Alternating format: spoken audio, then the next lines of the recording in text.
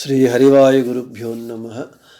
ಓಂ ವಂದೇ ವಿಷ್ಣುಂ ನಮಾಮಿ ಶ್ರಿಯಮಥ ಚ ಭುವಂ ಬ್ರಹ್ಮವಾಯೂ ಚ ವಂದೇ ಗಾಯತ್ರೀಂ ಭಾರತೀಂ ತಾಮಪಿ ಗರುಡಮನಂತಂ ಭಜೆ ರುದ್ರದೇವಂ. ದೇವೀಂ ವಂದೇ ಸುಪರ್ಣೀಂ ಮಹಿಪತಿದಯಿತಾಂ ವಾರುಣೀಮಪ್ಯುಮಾಂ ತಾಂ ಇಂದ್ರಾದೀನ್ ಕಾಮಮುಖ್ಯಾನಪಿ ಸಕಲಸುರಾನ್ ತದ್ಗುರೂನ್ಮದ್ಗುರೂಂಶ್ಚ ಅಭ್ರಮಂ ಭಂಗರಹಿತಂ ಅಜಡಂ ವಿಮಲಂ ಸದಾ ಆನಂದತೀರ್ಥಮತುಲಂ ಭಜೆ ತಾಪತ್ರಯಾಪಹಂ. ಜಲಜ್ಯೇಷ್ಠನಿಭಾಕಾರಂ ಜಗದೀಶಪದಾಶ್ರಯಂ ಜಗತೀತಲವಿಖ್ಯಾತಂ ಜಗನ್ನಾಥಗುರುಂ ಭಜೆ. ಪೃಥ್ವೀಮಂಡಲಮಧ್ಯಸ್ಥಾಃ ಪೂರ್ಣಬೋಧಮತಾನುಗಾಃ ವೈಷ್ಣವಾಃ ವಿಷ್ಣುಹೃದಯಾಃ ತಾನ್ ನಮಸ್ಯೆ ಗುರೂನ್ ಮಮ. ಆಪಾದಮೌಳಿಪರ್ಯಂತಂ ಗುರುಣಾಮಾಕೃತಿಂ ಸ್ಮರೇತ್ ತೇನ ವಿಘ್ನಾಃ ಪ್ರಣಶ್ಯಂತಿ ಸಿದ್ಧ್ಯಂತಿ ಚ ಮನೋರಥಾಃ. ಶ್ರೀ ವಿದ್ಯಾಸಾಗರಮಾಧವತೀರ್ಥಗುರುಭ್ಯೋ ನಮಃ. ಹರಿ ಓಂ. ಹರಿಕಥಾಮೃತಸಾರ ಗುರುಗಳ ಕರುಣದಿಂದ ಆಪನಿತು ಪೇಳುವೆ, ಪರಮ ಭಗವದ್ಭಕ್ತರಿದನಾದರದಿ ಕೇಳುವುದು. ಶ್ರೀರಮಣಿಕರ ಕಮಲ ಪೂಜಿತ ಚಾರು ಚರಣ ಸರೋಜ ಬ್ರಹ್ಮ ಸಮೀರವಾಣಿ ಫಣೀಂದ್ರವೀಂದ್ರ ಭವೇಂದ್ರ ಮುಖ ವಿನುತ ನೀರಜ ಭವಾಂಡೋದಯ ಸ್ಥಿತಿ ಕಾರಣನೆ ಕೈವಲ್ಯದಾಯಕ ನಾರಸಿಂಹನೆ ನಮಿಪೆ ಕರುಣಿ ಪುದೆಮಗೆ ಮಂಗಳವಾ. మన హరికథామృత సారము పాఠమునందు నిన్నటి రోజున కరుణాసంధియందు స్మరిసువవర అపరాధగళత స్మరిస అనేటటువంటి పద్యాన్ని చెప్పుకున్నాం. ఈరోజు ఏను కరుణానిధియో హరి మత్తేను భక్తాధీననో ಇನ್ನೇನು ಈತನ ಲೀಲೆ ಇಚ್ಛಾ ಮಾತ್ರದಲ್ಲಿ ಜಗವತಾನೇ ಸೃಜಿಸುವ ಪಾಲಿಸುವ ನಿರ್ವಾಣ ಮೊದಲಾದ ಖಿಳಲೋಕಸ್ಥಾನದಲ್ಲಿ ಮತ್ತವರ ನಿಟ್ಟಾನಂದ ಬಡಿಸುವನು. ಪದಚ್ಛೇದನ. ಏನು ಕರುಣಾನಿಧಿಯೋ ಹರಿ, ಮತ್ತೇನು ಭಕ್ತಾಧೀನನೋ, ಇನ್ನೇನು ಈತನ ಲೀಲೆ ಇಚ್ಛಾ ಮಾತ್ರದಲ್ಲಿ ಜಗವ ತಾನೇ ಸೃಜಿಸುವ ಪಾಲಿಸುವ ನಿರ್ವಾಣ ಮೊದಲಾದ ಅಖಿಳ ಲೋಕ ಸ್ಥಾನದಲ್ಲಿ ಮತ್ತವರ ನಿಟ್ಟು ಆನಂದ ಬಡಿಸುವನು. ಪ್ರತಿಪದಾರ್ಥము. ಏನು కరుణానిధియో హరి, ఏమి కరుణాపూర్ణుడో హరి శ్రీహరి. మత్తేను భక్తాధీననో, మరేమి భక్తుల అధీనుడో హరి. ఇచ్ఛామాత్రದಲ್ಲಿ ಲೀಲగా ಆಟగా ಜಗವ ಜಗತಿನಿ ಸೃಜಿಸುವ ಸೃಷ್ಟಿಸ್ತಾడు, ಪಾಲಿಸುವ ರಕ್ಷಿಸ್ತಾడు, ನಿರ್ವಾಣ ಮೊದಲಾದ ಅಖಿಳ లోకస్థానದಲ್ಲಿ. నిర్వాణము అంటే మోక్షము, మోక్షము మొదలైనటువంటి అఖిల లోకస్థానದಲ್ಲಿ సమస్త లోకస్థానములందు అవర నిట్టు మరియు వారిని, అంటే ఎవరినైతే తాను సృష్టించి రక్షించి ఉంటాడో అటువంటి భక్తులను నిలిపి ఆనందపడిసువను, ఆనందింపచేయును. ಇನ್ನೇನು ఈతన లీలే, ఇంకేమి ఈతని లీల అంటే శ్రీహరి లీల. తాత్పర్యము.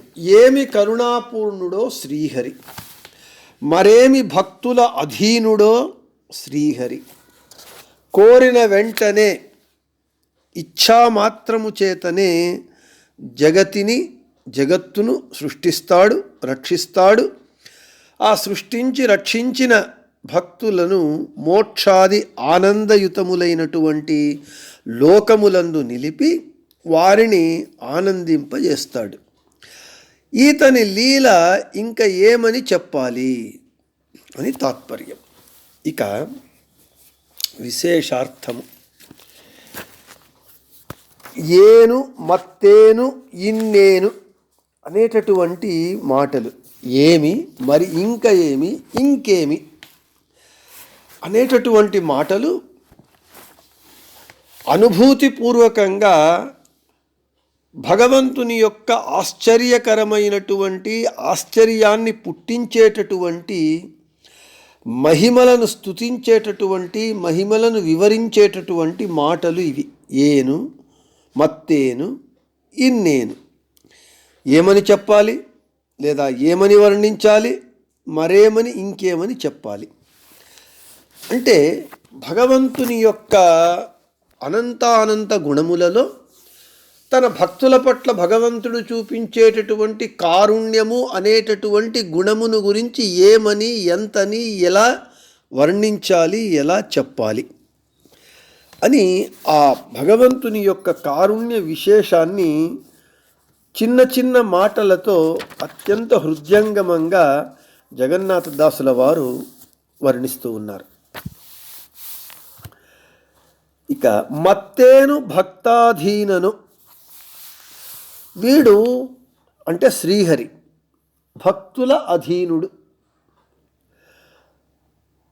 వాస్తవానికి శ్రీహరి ఏమో సర్వతంత్ర స్వతంత్రుడు, సర్వోత్తముడు, జగన్నాథుడు, సమస్త జగత్తంతా తన అధీనములో ఉన్నటువంటి వాడు. అయితే అటువంటి శ్రీహరి భక్తాధీనుడు. ఎంతటి భక్తాధీనుడు అంటే మలగి పరమాదరది పాడలు కుಳಿತು ಕೇಳುವ ಕುಳಿತು పాడలు నిలువ నింతరె నలివ నలిదరె ఒలివె నిమగెంబ సులభనో హరి సులభను. ఇదే కరుణాసంధి యందు మనం వెనుకటి పద్యాలలో చెప్పుకున్నాం. ఎంతటి భక్తాధీనుడు అనంటే భక్తుడు భక్తితో కూర్చొని పాడితే గానం చేస్తే తన గానం చేస్తే శ్రీహరి నిలబడి వింటాడట. భక్తుడు భక్తితో నిలబడి పాడితే నింతు పాడలు కుಳಿತು పాడలు నిలువ నింతు పాడిదరె నలివ, నిలబడి పాడితే అనుగ్రహిస్తాడు, నర్తించి పాడితే అనుగ్రహిస్తాడు.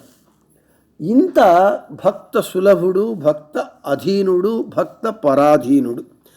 దానినే మత్తేను భక్తాధీనను అని చెప్తూ ఉన్నారు.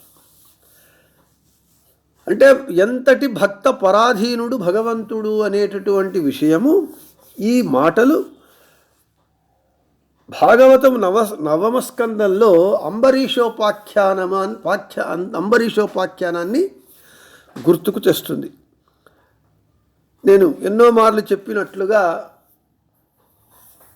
అంబరీషుని రక్షణ కొరకు ఉంచినటువంటి భగవంతుని సుదర్శన చక్రము, అంబరీషుని పట్ల చేసినటువంటి అపచారమునకు అంబరీషుణ్ణి వెంబడించుకొని వస్తుంది సుదర్శన చక్రం. అప్పుడు అంబరీషుడు వైకుంఠానికి వచ్చి భగవంతుని శరణు వేడినప్పుడు అప్పుడు భగవంతుడు చెప్తాడట దుర్వాస మహామునులకు, అహం భక్తపరాధీనో హ్యస్వతంత్ర ఇవ ద్విజ సాధుభిః గ్రస్త హృదయో భక్తైర్భక్త జనప్రియ అని దుర్వాసులతో భగవంతుడు చెబుతూ ఉన్నాడు. హే ద్విజ బ్రాహ్మణ, నేను భక్త పరాధీనుణ్ణి. నా భక్తుల విషయంలో నేను అస్వతంత్రుని వలె, అస్వతంత్రుణ్ణి కాదు, అస్వతంత్రుని వలె నేను ఉంటాను. ఎందుకంటే నా భక్తులంటే నాకు చాలా ఇష్టం కాబట్టి నేను వారి విషయంలో అస్వతంత్రుని వలె ఉంటాను. నీవు నా భక్తుడైనటువంటి అంబరీషునికి అపచారము వెసగినావు కాబట్టి నీవు మళ్ళీ అంబరీషుని వద్దకే వెళ్ళు, అప్పుడు నీవు ఈ సుదర్శన చక్రము బారి నుండి రక్షింపబడతావు అని చెబుతాడు. దానినే మత్తేను భక్తాధీనను అని అంటూ ఉన్నారు. ఇక ಇಚ್ಛಾಮಾತ್ರದಲ್ಲಿ ಜಗವ ಸೃಜಿಸುವ ಪಾಲಿಸುವ ನಿರ್ವಾಣ ಮೊದಲಾದ ಅಖಿಳ ಲೋಕಸ್ಥಾನದಲ್ಲಿ ಮತ್ತವರನಿಟ್ಟು ಆನಂದಪಡಿಸುವನು. ఈ పంక్తి మనకు సుమధ్వ విజయంలో ఉన్నటువంటి శ్లోకార్థాన్నే చెబుతూ ఉన్నది. అమరామరానుగురా సురాదికాన్ సృజిసి ప్రపాలయసి హంసి సతతం స్వగతిం ప్రయాపయసి చైషలీలయా అని. ఈ శ్లోకం యొక్క అర్థమేమిటి అంటే, దేవతలు, ఉషాదేవతలు, మనుష్యులు, రాక్షసులే మొదలైనటువంటి వారిని లీలగా, ఆటగా సృష్టించి సంరక్షించి వారిని సంహరిస్తావు. ఎవరెవరి జీవన యోగ్యతానుసారంగా వారికి సాత్వికులకు మోక్షము, రాజసులకు నిత్య సంసారము, తామసులకు అంధంతమస్సును, ఆ లోకములను వారిని వారి యోగ్యతానుసారంగా నీవు వారిని చేరుస్తావు అని ఈ శ్లోకార్థం. అదే విషయాన్నే ಇಚ್ಛಾಮಾತ್ರದಲ್ಲಿ ಜಗವ ಸೃಜಿಸುವ ಪಾಲಿಸುವ ನಿರ್ವಾಣ ಮೊದಲಾದಖಿಳ ಲೋಕ ಸ್ಥಾನದಲ್ಲಿ మత్తవరనిట్టు ఆనందపడిసువను అని స్పష్టంగా చెబుతూ ఉన్నారు. నిర్వాణము అంటే మోక్షము అని అర్థం. ఇచ్ఛామాత్రం చేత భగవంతునికి ఈ జగత్తు యొక్క సృష్టి, స్థితి, సంహార, నియమన, బంధ, జ్ఞాన, అజ్ఞాన, మోక్షం అనేటటువంటి 8 కార్యములు చేయటం అనేటటువంటిది వానికి ఒక లీల, ఒక ఆట, ఒక క్రీడ. ఓం జన్మాద్యస్య యతః ఓం అనేటటువంటి సూత్రము ఏమి చెబుతూ ఉన్నది అని అంటే, అస్య ఈ జగత్తు యొక్క జన్మ, సృష్టి, ఆది శబ్దంతో స్థితి, సంహార, నియమన, బంధ, జ్ఞాన, అజ్ఞాన, మోక్షము, ఈ జగత్తు యొక్క ఈ 8 కార్యములను ఎవడైతే స్వతంత్రంగా చేస్తాడో వాడే భగవంతుడు. ఈ జగత్తు యొక్క ఈ సృష్ట్యాది అష్టకార్యాలను భగవంతుడు వ్యయ ప్రయాసలు లేకుండా, ఆయాసము లేకుండా, అప్రయత్నంగా, అనాయాసంగా, ఇచ్ఛామాత్రముతోనే ఈ జగత్తును సృష్టిస్తాడు, పాలిస్తాడు, లయ చేస్తాడు. ఈ జగత్తులో ఉన్నటువంటి, జగత్తులో సృష్టించినటువంటి, రక్షించినటువంటి త్రివిధ జీవరాశులను, సాత్విక, రాజస, తామస జీవరాశులను వారి వారి యోగ్యతానుసారంగా, వారి వారి స్వభావ గుణమునకు అనుగుణంగా, ఇదే హరికథామృత సారంలో చెబుతారు, వివిధ భోగಗಳೀವ త్రివిధ చేతనకే ఇహపరంగళలి. త్రివిధ జీవరాశులు, సాత్విక, రాజస, తామస జీవరాశుల సృష్టి, స్థితి, లయ, తర్వాత ఆ జీవరాశులు సాత్వికులకు వారిని మోక్షాన్ని ఇస్తాడు, మోక్షలోకంలో పెట్టి వారికి ఆనందాన్ని ఇస్తాడు. రాజసులు నిత్య సంసారులు, నిత్యలో సంసారం లోకంలో ఉంచి, సాంతానిక లోకంలో ఉంచి వారికి ఇవ్వవలసినటువంటి సుఖాన్ని, భోగాన్ని, దుఃఖాన్ని ఇస్తాడు. తామసులకు వారి లోకమైనటువంటి నిత్య నరకము, అంధంతమస్సునందు ఉంచి వారికి ఇస్తాడు. అదే చెబుతూ ఇదంతా లీలగా చేస్తాడు. ఏ మాత్రము అతనికి ఆయాసం కానీ, ప్రయత్నం కానీ ఏమీ లేకుండా, చిన్న పిల్లలు ఒక ఆట ఆడినట్లుగా, ఒక క్రీడగా, ఇచ్ఛామాత్ర ప్రభో సృష్టి అని చెబుతారు. భగవంతుడు ఇచ్ఛామాత్రం చేత, ఇచ్ఛామాత్రం ప్రభో సృష్టిరితి వచనాత్ ఇచ్ఛామాత్రేణ జగజ్జన్మ స్థితి ప్రళయాది వ్యాపారాన్ స్వయమేవ కరోతి. ఇచ్ఛామాత్రముతో మనం ఏ విధంగా ఇచ్ఛ కలిగితే, మనకి ఇష్టం కలిగితే భోజనం చేస్తాము, వెళతాము, అదేవిధంగా భగవంతుడు తన ఇచ్ఛామాత్రం చేత అన్ని ఈ సృష్టి యొక్క, జగత్తు యొక్క సృష్ట్యాది అష్టకార్యములను ఒక లీలగా, క్రీడగా, అవలీలగా చేసి ఎవరెవరిని ఏ ఏ లోకాలలో ఉంచి ఆనందింపచేయాలో వారిని ఆ విధంగా ఆనందింపజేస్తాడు. అంతేకాకుండా స్కాంద పురాణంలో చెబుతూ ఉన్నారు, అహం సర్వస్య ప్రభవో మత్త సర్వం ప్రవర్తతే సృష్ట్వా పాత తథైవాత్త నిఖిళద్యేక వివత్పతి అని. అంటే నేనే సమస్త పదార్థములను సృష్టిస్తాను, నా చేతనే అన్నీ జరుగుతాయి, సకల జగత్తును సృష్టిస్తాను, పాలిస్తాను, సంహరిస్తాను. సంహరించేటటువంటి వాడు, సృష్టి స్థితి లయలను చేసేటటువంటి వాడు శ్రీహరి ఒక్కడే అని స్కాంద పురాణం చెబుతూ ఉన్నది. ఈ విధంగా భగవంతుని యొక్క భక్తుల పట్ల ఉన్నటువంటి అతని కారుణ్య గుణ విశేషాన్ని చిన్న చిన్న మాటలతో, అలతి మాటలతో జగన్నాథదాసుల వారు సుందరంగా హృద్యంగమంగా వర్ణిస్తూ ఉన్నారు. ఒకసారి ఆ పద్యం చదివితే మీకు చిన్న చిన్న మాటలే అయితే వాటిలో ఎంత అర్థమున్నది అనేటటువంటిది మీకు అర్థమవుతుంది. ఏను కరుణానిధియో హరి మత్తేను భక్తాధీనను ಇನ್ನೇನು ಈತನ ಲೀಲೆ ಇಚ್ಛಾಮಾತ್ರದಲ್ಲಿ ಜಗವ ತಾನೇ ಸೃಜಿಸುವ ಪಾಲಿಸುವ ನಿರ್ವಾಣ ಮೊದಲಾದ ಅಖಿಳ ಲೋಕಸ್ಥಾನದಲ್ಲಿ ಮತ್ತವರನಿಟ್ಟು ఆనందపడిಸುವನು. ఇక ఇన్నేను ఈతన లీలే, ఇతని లీలలను, భగవంతుని యొక్క క్రియా విశేషాలను, కార్య విశేషాలను ఎన్నని, ఎంతని, ఏమని, ఎలాగ వర్ణించడానికి సాధ్యమవుతుంది? వాని లీలలు, క్రీడలు వర్ణించటానికి సాధ్యము కానటువంటిది. వాని యొక్క కారుణ్య విశేషము భక్తుల పట్ల అవర్ణనీయము, అంటే వర్ణించడానికి, సమగ్రముగా సాకల్యముగా వర్ణించడానికి సాధ్యము కాదు అని చెబుతూ ఉన్నారు. భగవంతుని లీలలు, క్రీడలు, వాని గుణ విశేషములు అనంతములు, అంటే అంత్యము లేనటువంటిది. సాక్షాత్తు లక్ష్మీదేవియే భగవంతుని గుణ క్రియ రూప విశేషములను సమగ్రముగా సాకల్యముగా తెలుసుకోలేక ఆలోచించి కొత్త కొత్తవి క్షణక్షణము తెలుసుకుంటూ ఆనందిస్తూ ఉన్నది. ఇదే విషయము మంగళాచరణ సంధి యందు జగన్నాథదాసుల వారు లక్ష్మీదేవిని ప్రార్థిస్తూ చెప్పారు. జగదుదర నతి విమల ಗುಣ ರೂಪಗಳ ನಾಲೋಚನದಿ ಭಾರತ ನಿಗಮ ತತಿಗಳ ಅತಿಕ್ರಮಿಸಿ ಕ್ರಿಯಾ ವಿಶೇಷಗಳ ಬಗೆ ಬಗೆಯ ನೂತನವ ಕಾಣು ತಮಿಗೆ ಹರುಷದಿಂ ಪೊಗಳಿ ಹಿಗ್ಗುವ త్రిగుణమాని మహాలకుమి సంతయిసలు అనుదినవు అని. దీని యొక్క అర్థము, విశేషార్థమంతా చెప్పటం జరిగింది కాబట్టి మళ్ళీ ఇక్కడ చెప్పటం జరగటం లేదు.